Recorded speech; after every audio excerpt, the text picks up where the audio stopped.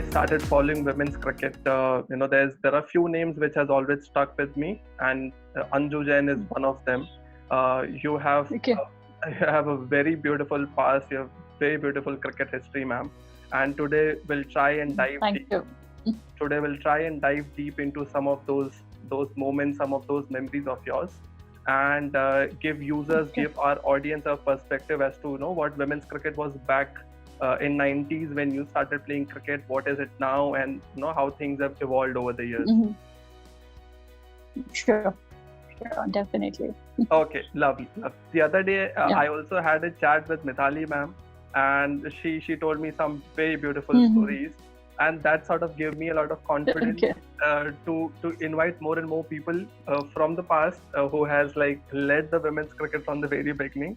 And so I thought, I have to do this because that was the golden era of women's cricket, and we cannot just miss it, and we cannot just overlook that. Right, definitely, yeah, that's true. Lovely. So we'll start with the very basic question. Firstly, ma'am, where are you based right now? What exactly is the situation out there?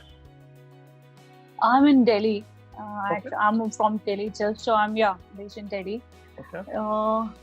The current situation is more or less the same, where all the states have been facing through. In Delhi also, we've been facing a lot of problems with this COVID situation. Correct. But thankfully, by grace of God, everybody in the family and everybody is safe. Yeah. Oh, amazing. I'm from Mumbai, and I think there's always a lot of competition there's going on between Mumbai and Delhi as to which is going. Yeah, we're trying to match up, I guess. Okay. Quickly, let's go back to your cricketing days, ma'am. We all know that 1993 was when you made your ODI debut. I want to talk to you about your childhood days. When exactly did you first start playing cricket? Who exactly got you introduced to this game?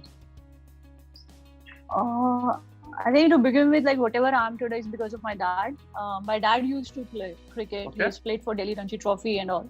Okay. So I belong from a joint family. So at my home, we all used to play that. We have started also played that gully cricket and all. We've done that. So Lovely. From there it all started. Initially, I think one of my cousin she was playing for Punjab team. Okay. So she told my dad that there is girls team also. So why don't you send her, for the camp and all that. There is a girls team, women's team. It's there, girls cricket. So then I think in one of my summer vacations, dad took me to the National Stadium in Delhi. From there, he said, okay, let's just start with the summer vacation, how it goes, and then from there. But I think it just started from there. It never stopped after that. So, and I was in, I just passed out from 9th when I just joined. So, So on those summer vacations, I joined the stadium. Okay.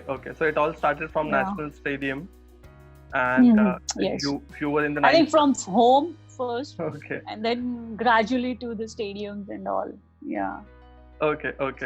Back then, did you know that there's a women's cricket team which represents India? There's a national cricket team as well. No, we were not aware of that. Means that's what I said. My cousin was playing, then she told my dad, and then when she saw me one of the Delhi cricket matches, she saw me there. And then she suggested dad to take me there to the stadium, at least get her into coaching. Let's see how she does there. From there, and there is Delhi girls team, women's team is there. Yeah. And I think in the very first year when I joined, from that very first year, from under 16 to the North Zone, I played in my very first year of this thing. So I was the youngest that time when I played the North Zone also. Oh, amazing. Yeah, so it all happened in the very first year. Under 16, under 19 seniors and the North Zone. I played it in the very first year of my career. Lovely. That was a very good start, I would say. Yes, But before that I didn't. I think first it started with my dad, and then when I joined National Stadium, Sunita ma'am was there. Sunita Sharma ma'am. She's a Dronacharya Awardee coach, and I think who have mentored so many players. Correct. Even the boys and girls as well. Okay. So I joined under her, Okay. And from there, it took off like all the Delhi, and then the rest of like Rajesh Walia ma'am came because she was coaching the national team that time. So started doing the national camps and all. Then all rest of the coaches followed. And in how many years did you break it into the domestic sport? The very first year, domestic, that's what I said. I played in the very first season when I joined. I played the under 16 and for the Delhi. Under 16, under 19 senior I represented for Delhi. And then for North Zone, I got selected. And I played, and there I got the most promising wicketkeeper award also into that. So were you always a wicketkeeper, ma'am, or did you start with something else and gradually took on? No, I started as a batter first, but then when I joined Stadium, Sunita ma'am told me that Delhi team needs, especially at a junior level, they need a wicket keeper. And knowing my dad was a wicket keeper, he used to be wicket keeper and a middle order bat, so she thought it will come easier for me. So from there I started, and then I think it was like because of dad, it came naturally to me, wicket keeping. So that's how I made it into the team. And I used to bat in the middle order that time. So for how many years did you play for domestic before making your India debut, before making your national debut? I played actually earlier back those days, not every year we used to get international series. That was the very unfortunate thing, because if you see before 2002 or something, before that, there were very few series used to happen. True. So what happened in 1988 when I joined, and there was nothing in between, and then first series was with Australia in 91. For that I was in the India camp, but due to injury, into my thumb injury, I missed it out. Otherwise I would have made my debut in 91 itself, when the team was touring Australia.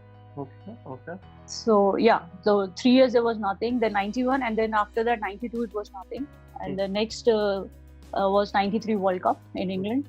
So I made debut. Then I debuted there. Okay. You played against West Indies, your debut match.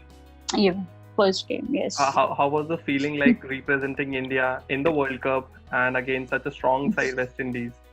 I think I was still very young, so didn't know what's happening. Actually, when I started, like, first year, as I mentioned, that I started playing straight away first junior and the senior side. So it was the next thing was, then I have to make it into the India camp, which I did. And then 93, I have to play, like all the cricketers have a dream of playing for India. And making a debut in the World Cup directly, it was like a dream debut for you. And in the very first game against West Indies, I got my first Woman of the Match award as well. True, correct. So it was a dream debut, you can say, that making that in the World Cup itself. But unfortunately, I could just play only 2 or 3 games. Then I got injured, so I missed out on the rest of the games. But that was only the, I think, first time ever what has happened is I missed out on a game. But after that, made sure I didn't miss out a single game, even in my domestic also, because of injury. One, of course, was the resilience which you showed, that now you don't have to miss out on any of the games. What else was backing you? What else was supporting you and sort of motivating you to go out there? Clearly, I understood that importance of fitness that time only. That you have to be fit, you have to take care of yourself. It's not only about just playing cricket. That you have to be fit. So I think from first it struck with me, like, I have to be fit, I have to be stronger.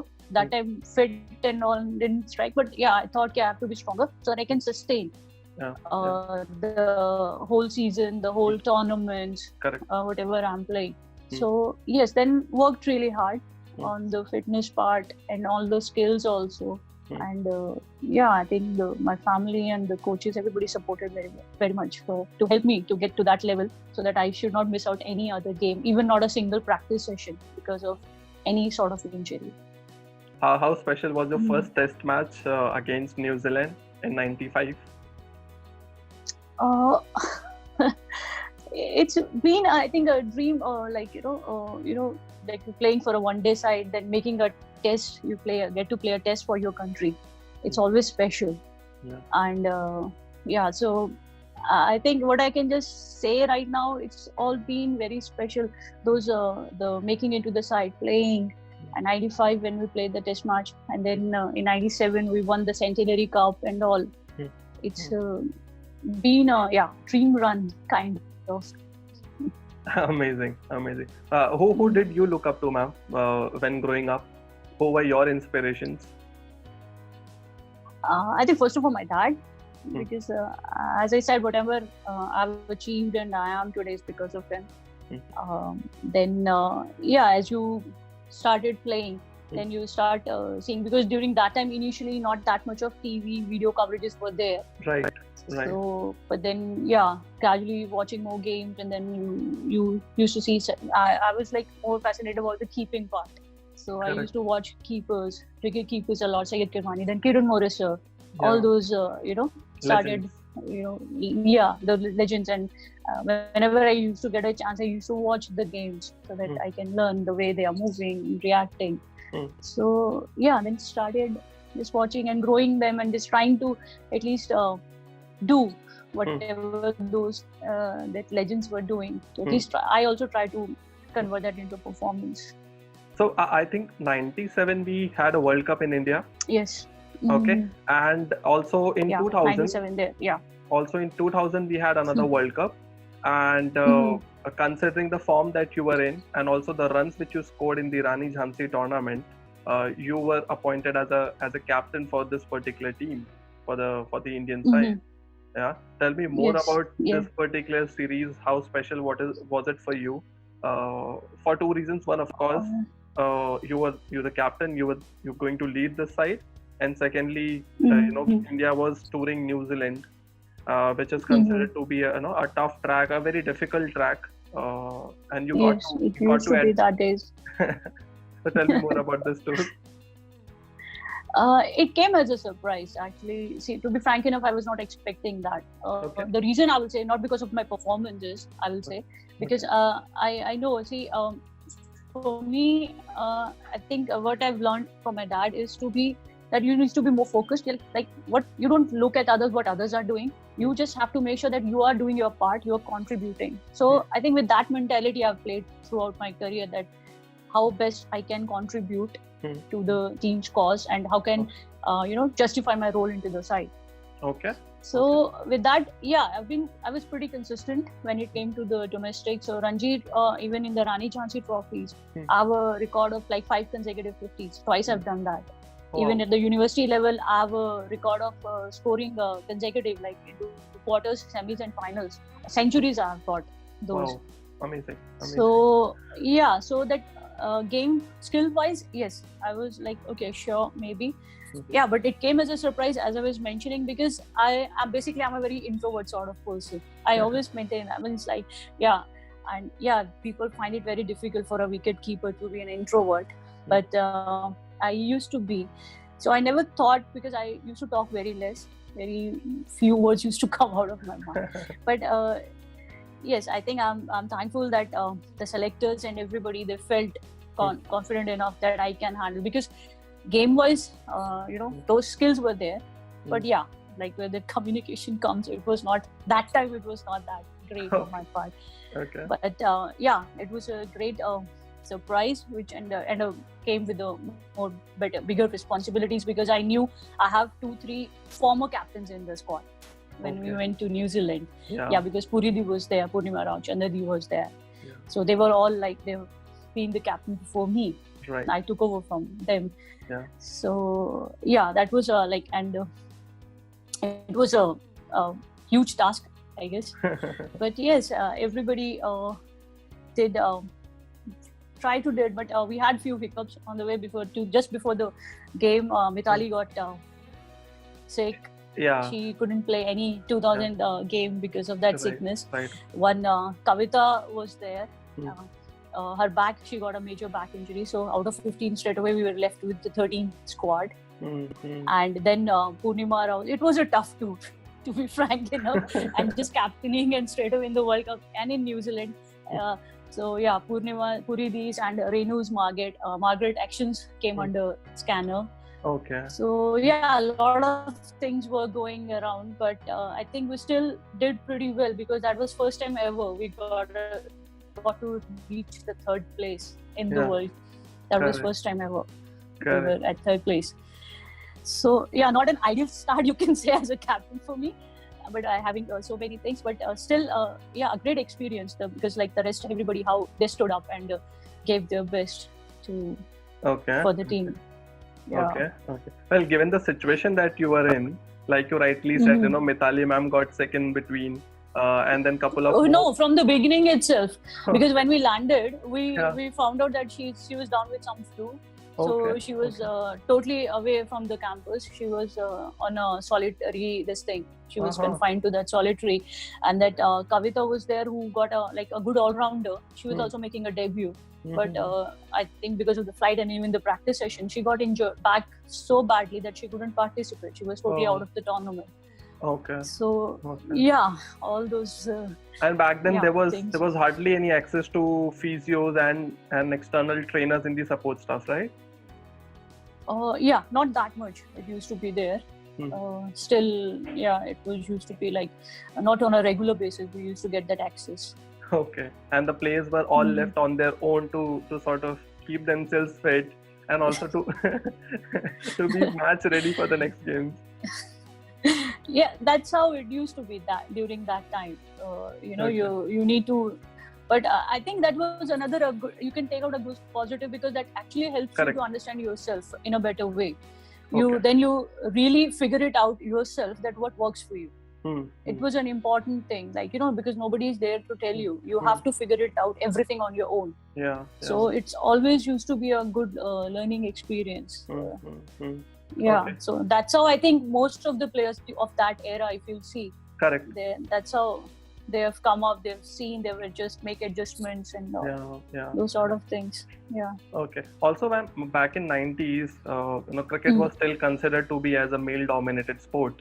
There was a huge pay gap back in 90s as well, compared to the men's and women's cricket. What made you still stick to cricket and take this up as a profession? Were your parents not like that? You first complete your studies. Did they not insist you to complete your education rather than getting into sports? No, they were pretty insistent on that. I think one condition only, that because family was very supportive from the beginning. As I said, my dad used to be a cricketer, so they all have been very supportive. But only one condition that has kept me: the moment you failed into an exam, your cricket is over. So first thing, get up to the graduation level, minimum at least get graduate simultaneously, and then you do whatever you want to do. Continue, you want to play, no problems into that. But then he said, at least get graduate. So I finished my graduation without failing any exam. So I think because it was a motivation, because if I fail exam, my dad won't let me go for practice. But he made sure that basic education, I should get the basic education there, and simultaneously I can pursue my passion. And as you said, there was not that much incentives financially used to be there.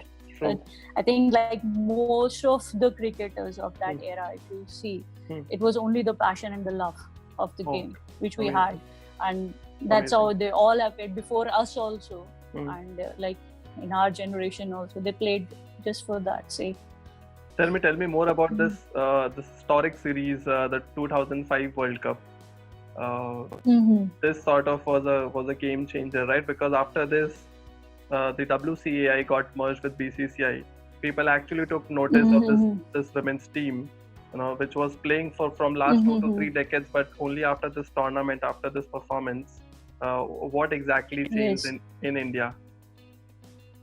Actually, 2005 the World Cup, as you said, but the preparation, it had started 2 years back. Because 2002 and 2003 onwards, I think credit goes to Shubhangi. Shubhangi Kulkarni used to be the secretary of WCI, and she had that vision that we have to do well in 2005 World Cup. In the 1997 World Cup, we had such a great team. If you see so far the best team of all the World Cups in the 1997, a lot of all-rounders, everything was there. But still we couldn't make the mark. In 2000, we reached up to the 3rd place. But for this 2005 World Cup, that Shubhangi had a clear-cut vision that we have to perform well, we have to do well in this World Cup. So for that, from 2003 onwards, she made sure that regularly we started having our fitness camps. In Chennai, I still remember 45 days long camps only for fitness. Wow. So from there it started all. Yeah, and then she made sure that we played that many number of matches, which we have never played before 2002 or 3. The maximum number of games, if you'll see, that we played in those 2.5 years before approaching the World Cup. And another very most important thing she did in 2003 only, along with the selectors, they selected a core of the team, like good 20-25 players, and they stuck with those 20-25 players in the next 2-3 years. Wow. So all the hard work, it started off from 2003, where we started playing more number of games. The squad was pretty consistent, not much of rotation happened, so that the combinations and everything can be developed. And another thing, that regular camps, fitness camps, the fitness was made a priority. Earlier, before that, it was not there. That much, nobody used to take it that seriously. Okay. But from that onwards, that totally changed the mindset of it, that everybody has to work hard on their fitness. So those 2 years, everybody worked really hard. Wow. And then, when we went, and even for 2005 World Cup, it was never happened. We just we went there to South Africa 10 days before. It was never happened before, because before any series, because of the financial crunches and all, we used to just land up 2 days before or 3 days, so that never used to get much time to get used to the conditions. But this time, so we went to South Africa for 10 or 12 days. We had good practice there to get used to the conditions and everything. So the preparation was good. So all that, the efforts and everything was done just before that, from 2003 onwards. And then the result, you can see that 2005 was possible because of these last 2.5 years of hard work, which everybody have put. Lovely, and a clear vision that we have to, and that the preparation, which has never happened before. Amazing. Having a clear cut. So we only see the results. We only talk about the media usually only talk about the results. So and so happened. But that's true. But there are a lot of things happens behind the scenes. There have to be people who believe in you and who have a vision for the team. They want to do something for the team. So you have to have those people. Then only you can get results. So 2005 was when you last played your international cricket. How difficult was this thought? That now I won't be representing India. I won't be playing for India. It was tough, to be frank enough. It was never easy, when you're playing well, you're doing well in the team. But I think I had this thing sort of experience in 2002. When I got dropped from the team. I was away out of the team for a few months. I think that was a jolting sort of experience for me. It was not because of the performances. I got dropped from the team because I was the highest run getter in the Rani Jhansi, as you mentioned. I was getting consecutive 550s. I was hitting those things. But still I was dropped. So during that time only, I was going through a very low phase, to be frank enough. I spoke to my dad also about this, that I don't want to play anymore. Because there is no point if you're performing, then still you're not going to make it in the side. It's no point playing then. Then he told me, see, I don't want you to retire at the lowest point of your career. I want you to retire at your highest point of your career, when you are at your highest point of your career. Amazing. I don't want you to retire now. So actually last 2.5 years, whatever I've played, and he pushed me for that. So because of and when I was in 2005, and then I had a discussion with him. But everybody was even Shubhudi also told me, Anshu, you can continue for another 1 or 2 years till the time we get a proper replacement of a wicket keeper. True. To the Indian team. I came for a camp also, but then after that, then Dad was also this is the time you should. So when you are at your peak, then just don't wait now to kick you out of the team. You just leave at this time. And then I took this decision, and I think along with me, Neetu David was there. I think 3 or 4 of us who decided. Deepa Kulkarni, another good left arm spinner we had. So we all 3 decided that. Then once we went into the dressing room, we told all the players and the officials that we are. So it was an emotional moment because we did pretty well, and all the hard work everybody has put. Right. But it's been but that was the time, I guess.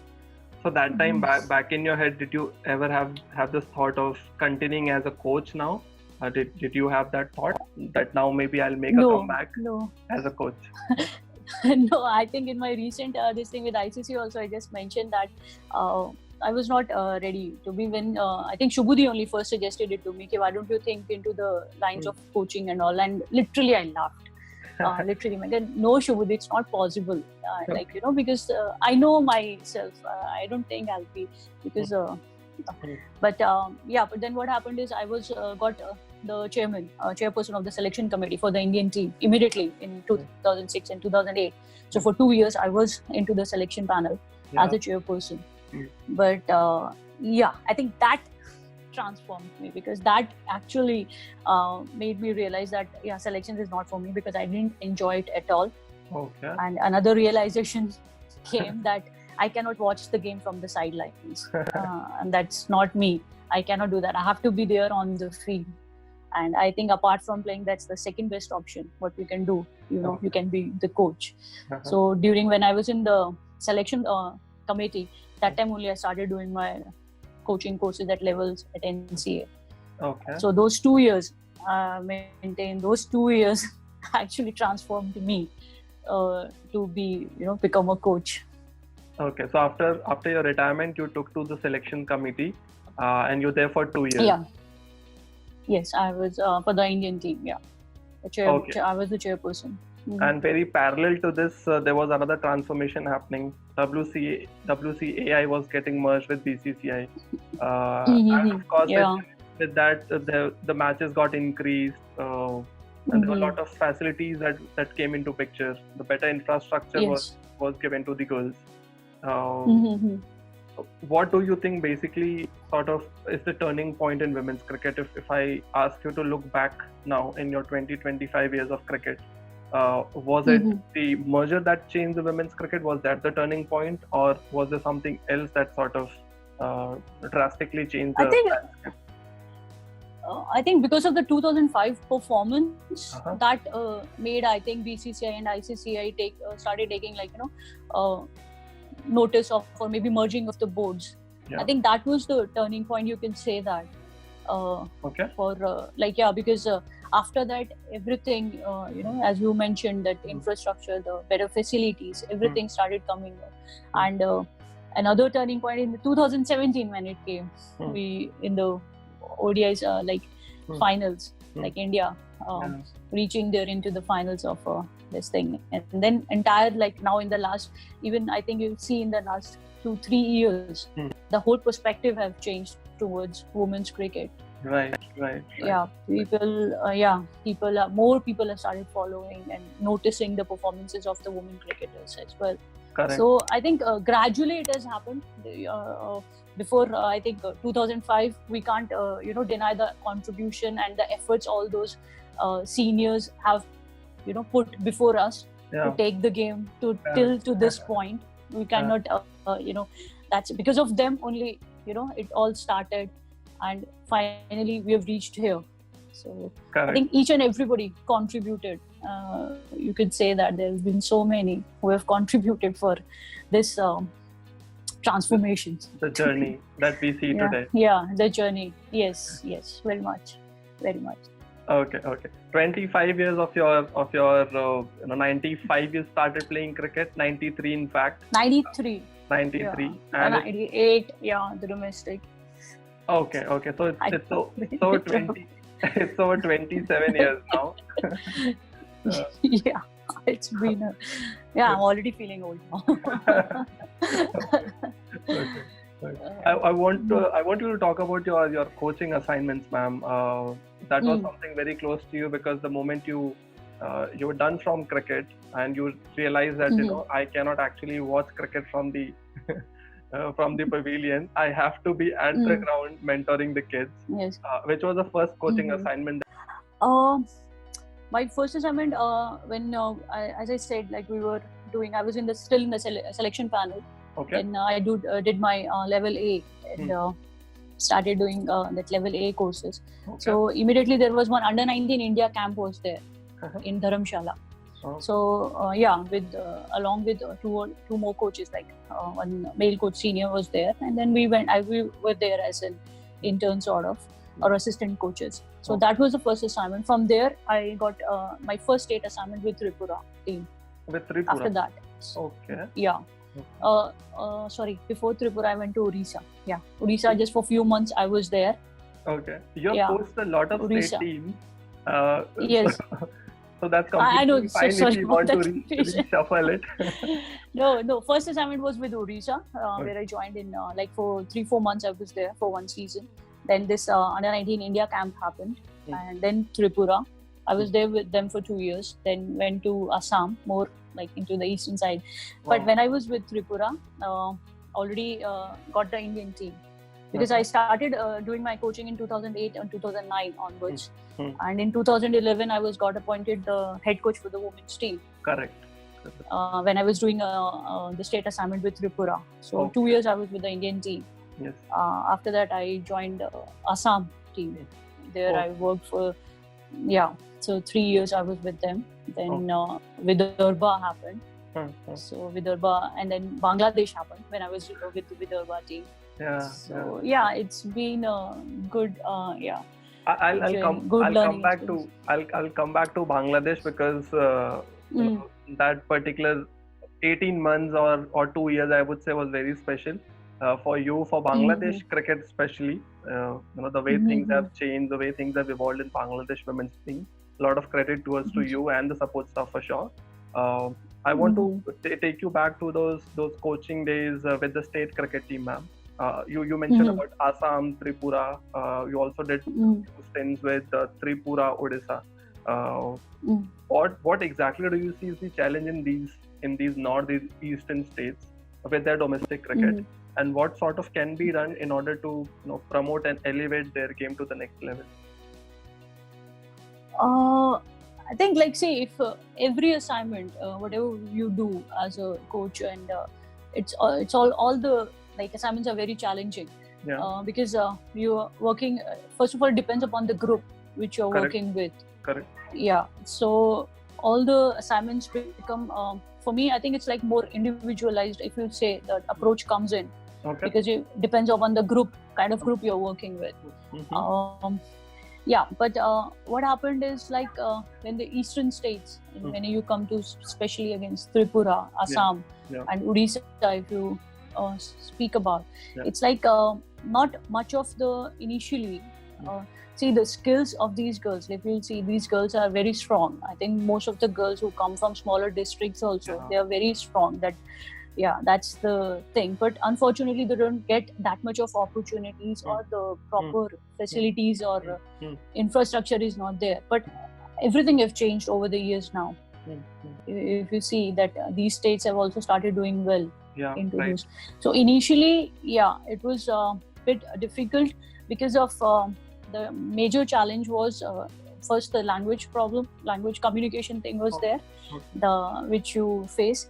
The second thing was these girls, because not much of exposure is there, so you have to be very detailed with them. You have to explain so many things, and they don't come from that much, academics wise also they are not that strong there. Right. So it's more it becomes very basic just to start with them, those girls. That you have to start with the basics, and you have to explain everything. So all these things, I think to begin with, it was very difficult, to just get them to understand first of all that communication part, and then to understand them the basics even. It was more detailed. It was when you're working with those sort of teams. But now it has changed. If you see those players now. Right. So yeah, so that was the major challenge initially with them, those girls. Okay. Yeah.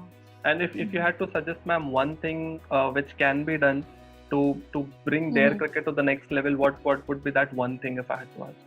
I think for basic infrastructure and to give them more opportunities, to provide those facilities and everything there itself to the girls. I think that's more important, because in the longer run, if you see, that will help them. So if a guest player is coming for 1 or 2 years, then it's fine. Like, okay, you're interacting, you're learning few things. Yeah. But it has to be on a consistent basis. And for that, you have to have proper facilities and make sure that these girls get equal opportunities. Okay. Because that way only you can groom them or can make them, a better player. Right. Yeah. So do you think women's IPL will give them an exposure, will give them a platform to come out and perform? Do you think that is going to help these girls, especially in the northeastern states? Not only in northeastern, I think overall, because what we see, like in the men's also, if you see what has happened, like the standard of the domestic have improved so much since the time that men's IPL have started. Correct. So many youngsters, the bench strength has improved tremendously, because if you now see the under 19s, even the India A sides, or apart from the national team I'm talking about, all those teams, the players, because of this IPL, they are ready to, because earlier the transformation from domestic to international used to take a lot of time. Correct. We used to say give them 15-20 games or one season so that they will adapt. But now that's not there. That gap is not there. Those players are ready, to get into the next level. So the same thing can happen to the women's cricket. Okay. So for sure, so more opportunities will be given to the girls. The standard will be better. The scoring rate and everything will change. More results will be there. Okay. So overall standard, definitely it will help if you can start the women's IPL. Whenever that happens, ma'am, down the line, 2 years, 3 years, which national team, apart from India, of course, which other teams do you want to sort of come and participate in the women's IPL? Which other teams would you love? Why not all the teams? Like, see, everybody brings, as I said, different people, different groups, they bring their own different, the kind of, they can bring, you can get to learn so many things. So I'll be like as many as players we can get from all different the countries. So that will be a great platform, for our domestic, players to learn from them. Okay. The more will be better for sure. Okay. A year or two back, there was also a talk about mixed gender match. What are your thoughts on that? Although BCCI did not approve that. I just say, I think for fun or for some exhibition sort of, then it's fine. But if you see it at a competitive level, you really want to have that. I think I just want to keep those men's and women's teams separate for sure. Okay. But we do practice. Let's say in the domestic also, it's not like that we don't play with the boys. We play practice games and everything. Those things are there. All the states, they do that. Even we get the net bowlers for the national sides also. So it's not that. But but that separate entity, I think for me, it's important to be maintained. Yeah. Right. Let's go back to your coaching assignment in Bangladesh. Okay. Okay. So Bangladesh had a very disappointing tour before you joined in. I think there was a series against South Africa. They lost 5-0 in ODIs, 3-0 in T20. And then you were given that opportunity. And also there was the Asia Cup approaching. What was your first thought when you met this team? What exactly did you tell them? See, it was very challenging, like as a on a professional and a personal level both. Okay. Because first of all, on a personal level, it was like I won't be in blues, because all your career, as a player, cricketer, and even the coach, you've been with the Indian team. So first time I'm going to be in the opposition dugout. So it was on a personal level. Initially, it took some time to get adjusted to that I'm not in that camp. We are here. But on a professional level, it was challenging because I just joined few days before this Asia Cup. Didn't get that much of time to work with the girls. Even I've not seen them in a very competitive matches also. so didn't know most of the players. Hmm. But I think Devika and Anuja joined before me, for they were there on the South Africa tour. Yes. So those two really helped me out because I was in constant touch with them there. So I used to get all the updates of the games and matches and everything. So it really helped preparing for this. But when we went to this in Malaysia for the first game, as I said, because I didn't know that much, so I spoke to a few seniors, the captain, okay, like what they want to do. So that's what they said. Okay, this is the order, this is the combination, that's the composition of the team. So it was fine. Okay, this first game, go ahead with that. So that was as per this thing we went. But yeah, it was Sri Lanka and we lost badly. Yeah. And in the meantime, we realized that we need to make changes, but there was not that much of time was there. Right. So as I said, a lot of things happened behind the scenes. Yeah. So a lot of discussions happened between me and Devika and with the seniors that we need to work out a few combinations as per their strengths. We need to give them roles. So we shuffled around the batting order. We shuffled into the bowling combinations, specialized field positioning and all. Like everything was just a lot of things. Like in those very few days, we did all those things. And I'm really glad that the girls, they were pretty open to it and they responded really well to those changes. It was not anything like okay, why you want to send me? Are you used to bat off number 2? Are you sending with number 5? Those sort of things. Nothing. The girls were pretty open for that. So that the kind of response was really amazing from those girls. So they responded really well to that challenge of different batting combinations and the bowling combinations, and then you can see the results. That everybody fits in really well to the roles or the whatever the things we asked them to do. They did it beautifully. Right. By any chance, did you ever got the chance to meet the Indian team members and they sort of told you? They were there all the time. For the practice sessions also, we used to come, and that mutual things though, like it goes on. Yeah, they keep teasing you for that. What are you doing there in that dressing room? Those sort of things. So so that was there. But yeah, one mutual respect also, you can say, with all those players, and that rapport you have with those. Right. So it comes with the respect. Okay, they also respect that we have got a job as a professional there. So correct. Yeah, but as I said, it was very weird especially on the very first game in the leagues when we were playing India. Yeah. That we were there and we were not in the Blues corner. So it was a bit weird initially. When the national anthems were going on, like you feel so nostalgic. Like, okay, India anthem. Yeah, of course, everything goes like emotions and everything comes with that. True. So and nothing can beat that feeling, when national. Yeah. No, nothing. Okay. From the Bangladesh squad, ma'am, who do you think has got huge potential, but probably is not using it to the optimum level? I think if you see most of the girls, I think the first thing that comes to the notice when you see those girls, that skills, basic skill set of these girls, it's really good. Yeah. It's what happens is because of the lack of that, that international exposure that much. They're not able to play that much of competitive games. Right. So that's where I think which lacking is the only thing. Otherwise, skill-wise, most of the girls are really good. But what happened with them was it was just the mindset, I think.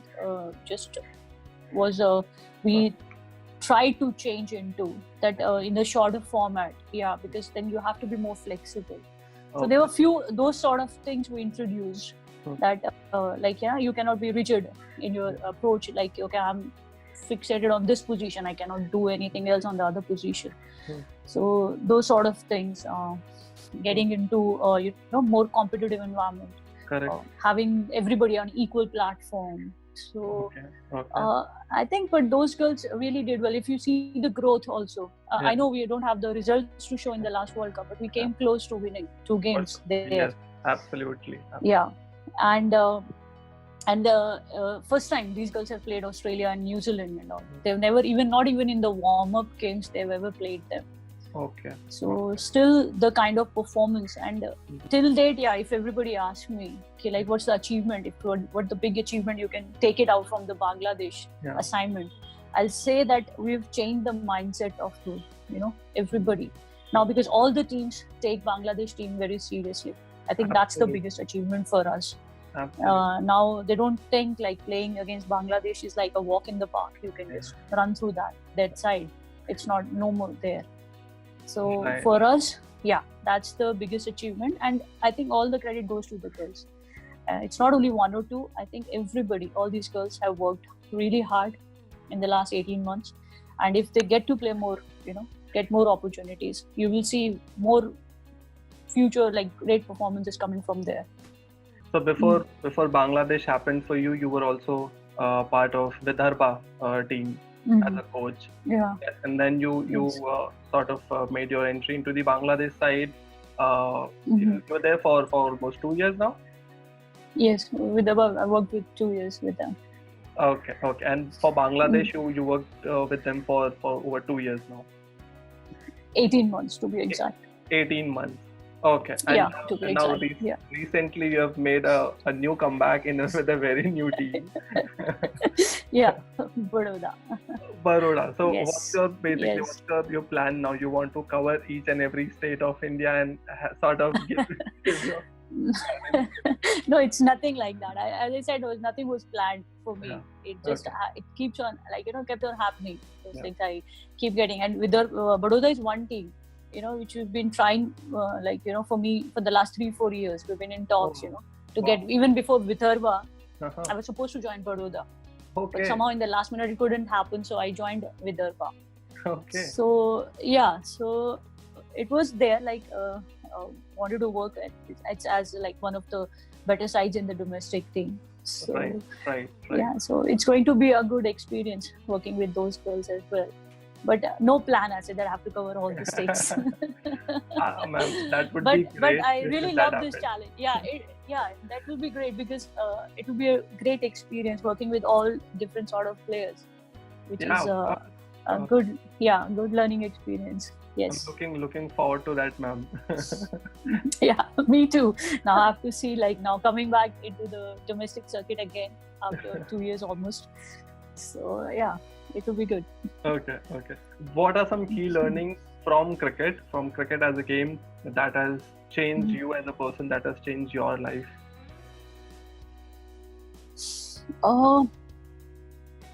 Over the year, I think it didn't happen immediately for me. The growth, you will see, as I said, I used to be very introvert, and because of my game, I become more a confident person, whatever I am today. It's all because of cricket. Okay. That it's made me more independent, and I've learned so many other things apart from playing, like the importance of being a good human being. The things, it's not only about the playing, you can play and all, but here you can, if you're a good person, you can make lifelong friendships, which we have made in this field. Right. And the kind of discipline comes in along with the game. So there's so many things, it has made me more disciplined, more stronger as a person. Okay. Recently there was a talk about, I'm sure you must have read, ICC's 100% the webinar which is being conducted. They talked about some innovations to be done in the game. By reducing the ball size, by reducing the pitch sizes. What are your thoughts on that, ma'am? I'm not in that webinar, because before that webinar they asked us the same question, but I also said I'm being very old-fashioned in a way.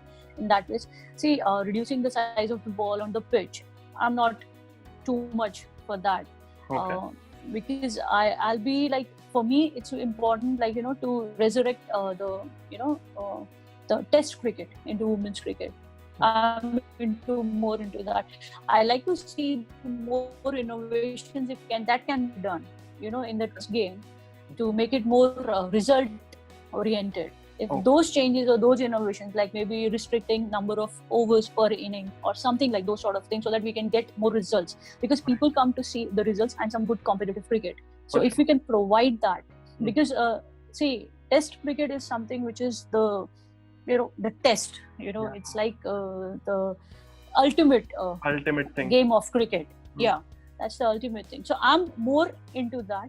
If you need to do some innovations, try working out few things into the test cricket so that we can make it more result oriented. Okay. So, okay. But I would definitely love to see all the teams playing more number of test games. Innovation which is catered around test matches. Yeah, so we can do that. Like, say, in a domestic circuit, we used to have 3-day formats where 90 overs used to be per inning and 45 on the third day. Yeah. So all the teams used to get equal number of overs, and results you used to get after third day, like end of the third day, you get the results. So, and in that process, if the team is playing just imagine the players who are playing a longer format. It's important, for overall development of the cricketers as well. Right. The kind of growth comes in, the temperament you develop, the stamina you develop by playing a longer format. So that really helps you to even play the shorter format.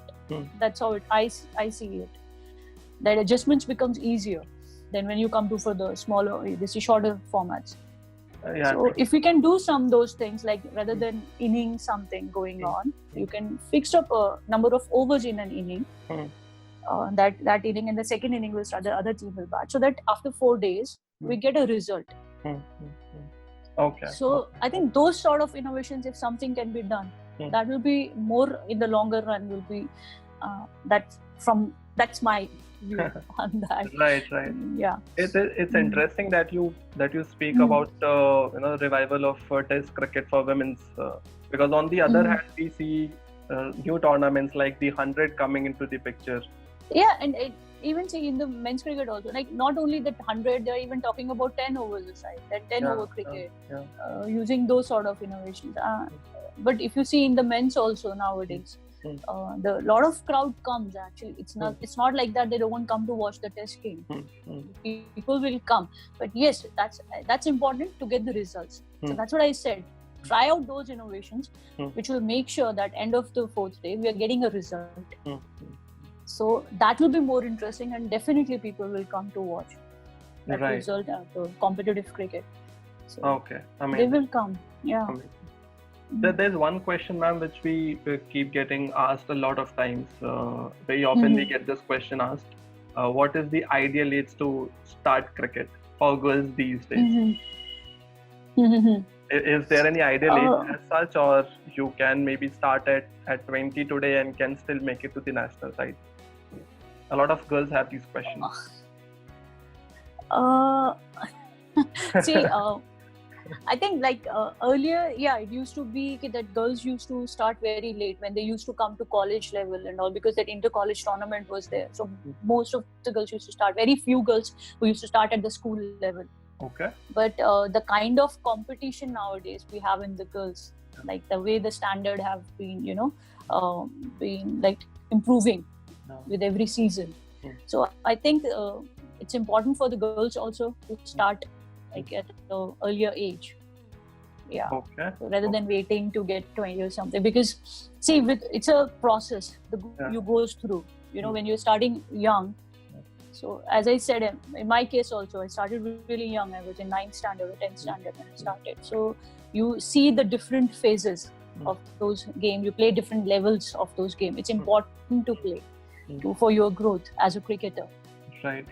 So so you go through that whole process. Right. So then that will make you a complete cricketer. That kind of exposure you will get. Okay. So no hard and fast rule. If you don't have this opportunity to play before that, that's fine. But it's better like the early school level only, if you girls can start. See, age is not a factor, like or criteria sort of things. But as you said, the more you start early, you have an advantage of that. But if those young girls, they still want to go, and if you're good enough, then why not? You can make it into the national side. Why not? If you have the talent, you have that that will, to do those, and you can perform. Okay. So why not? You can make it into the side. So Okay. no need to get disheartened on this.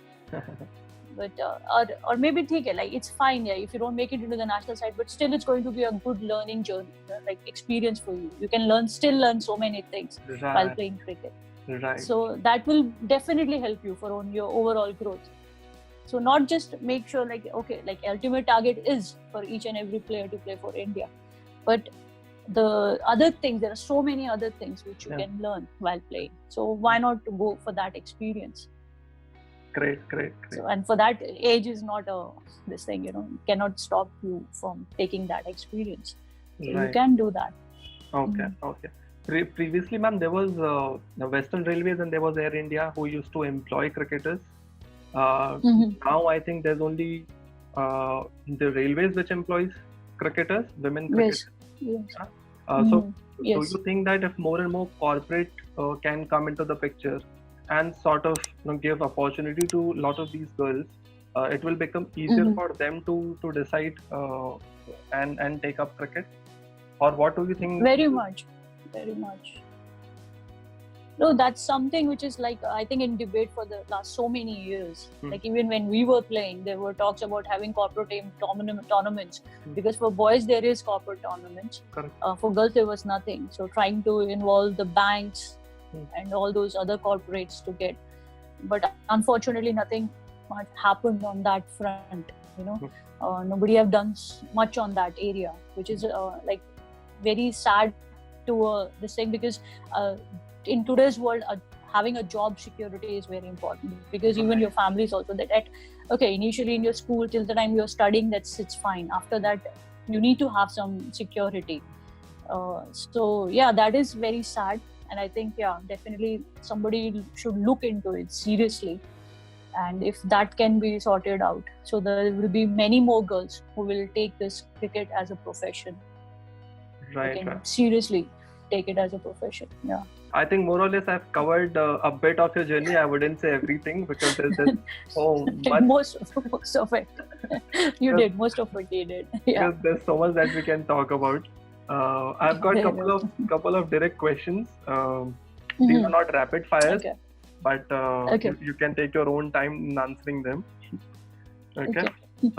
Just a moment. Okay, I'll go. First question is a batter you have enjoyed playing with the most, or having a partnership. You have to pick only one. No, that's really, because unfortunately I have so many opening partners. When I was playing, none of them were like consistent. It was nothing like that I've played for somebody like consistently for that many. Like, unfortunately, bowlers were there. Like, I've played with them for such a long time. But in the batters, not many. Like every other series or something, they kept on rotating. Okay. So a bowler. It's difficult to pick out. It's difficult to pick then. Okay, like I think one I can say like Hemlata Tala, because she's used to bat in the middle order. So whenever I've batted with her, like.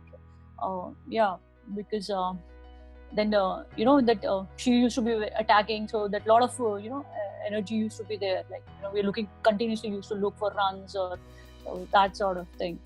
So you can say that with her, batting used to be easy when you were batting with her. Okay.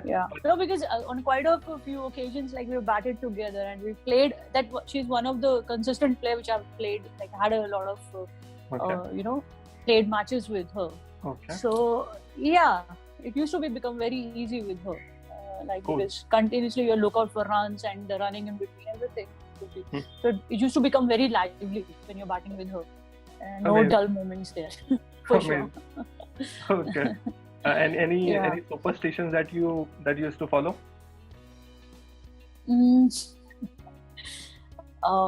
I used to wear my left leg guard first. That's the thing. Not many I used to have.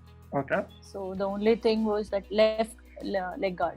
I used to wear it first, and that's it. Not much of into superstition in those Okay, so that was as a player. And any more specific superstitions? I stand. I can't sit and watch the game. Okay. That's still date. I think everybody makes fun of it for this. Because of me, because it doesn't matter if it's a T20 game or a 1 day or a 3 days game also. I stand for the whole duration. I stand because that helps me. I don't know, somehow, because so many people have asked me why you used to stand. You can just sit and watch, no? Yeah. But then it's like I don't know. If I'm standing, I feel more involved. My brain is working better, functioning better. So that I don't know. This thing is that I cannot sit during the game. That's something as a coach. Okay. Among the present crop of bowlers, who would you love to face? One bowler you would love to face?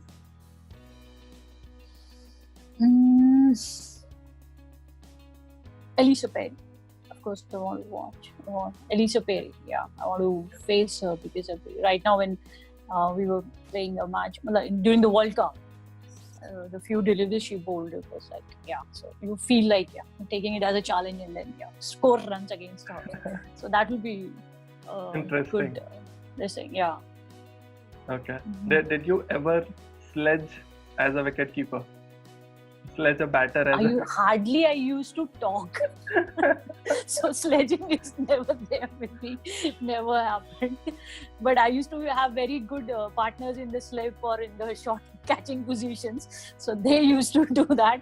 But for me, it's like, people used to like literally bang their heads like, when she's going to talk. So I didn't do that much. My other teammates used to do that for me. Okay. Did you have any nicknames, ma'am? No, I don't think so. I have like at home, but professionally, nobody at the cricketing fraternity. They call me. Okay.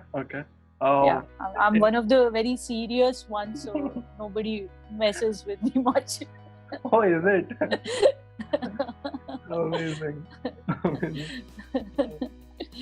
Yeah. Okay. What are your thoughts on Shafali Verma? Yeah, that girl can hit. Really, that girl can. And we had a first-hand experience. The first game again in the World Cup. Good. I think very few cricketers who have that simple criteria when it comes to hitting the kind of, because she doesn't have any, I think, second or A, B or C plan. Something. She's just got one plan. If it's going to be in her slot and she's going to hit, and that's the best thing. That's how I think it defines Shafali. That she doesn't go with any other thoughts. If it's going to be in her slot, she's going to hit you. And I think that's the best thing. That's from where that aggressiveness and that stroke making comes. Basically. Okay. So very. That's a good talent actually. Okay. Yeah. But what do you think, ma'am, is stopping Team India from winning the crucial final game? Yeah, it's been quite some time that we'll be making it to the finals and not getting the trophy. 2017. I think these girls, these girls, they do have. I'm sure in the next, if you this ODI World Cup, you will see that these girls, they do have that, and you can see the make it even in this T20 World Cup also. You can see the hunger is there for these girls, and everybody's been working really hard. Just last hurdle they need to cross, and I'm sure these girls will do it in the next World Cup. Okay. My final question: what change, what difference do you see in the women's cricket, which was in the Indian team, which was in 2005, and the Indian team, which is now? A lot of things have changed. I think since the time the T20 has come, I think. But for me, during that time, what we had was like. For that particular time, it was the best. You can say that because that's how we made it into the finals. Right. And over all these years, I think these girls have got better. They've become more better with the better facilities and the infrastructure and the opportunities. Right.